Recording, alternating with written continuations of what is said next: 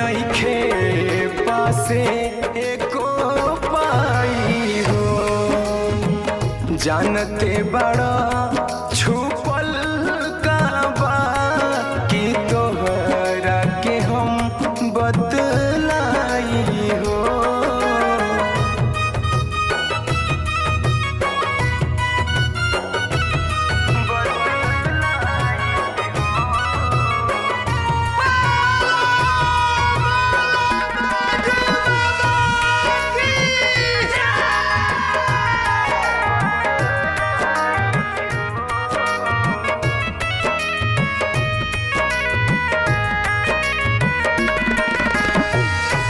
इहे भूख दुख दूर कर बाबा, देशवा में मचल हाहाकार हो। देशवा में मचल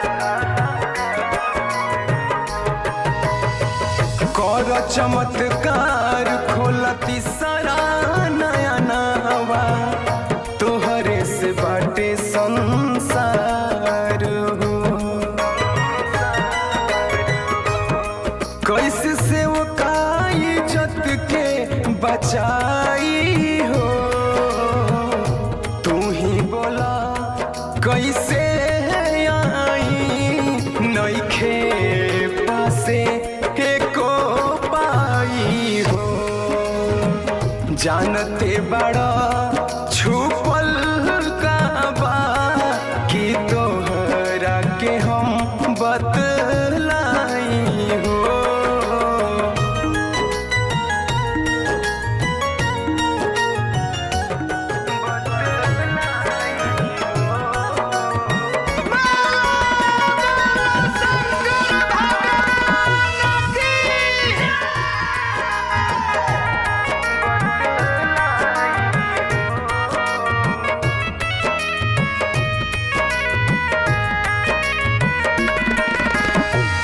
मंदिर शिवाला में लागल बताला, हे कैलाश के वासी।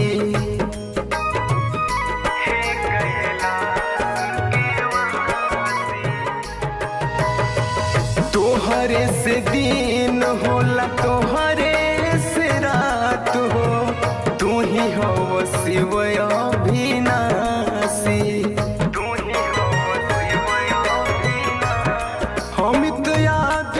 न सूझे उपाई हो। तू ही बोला कैसे आई, नइखे पासे एको पाई हो। जानते बड़ा छिपल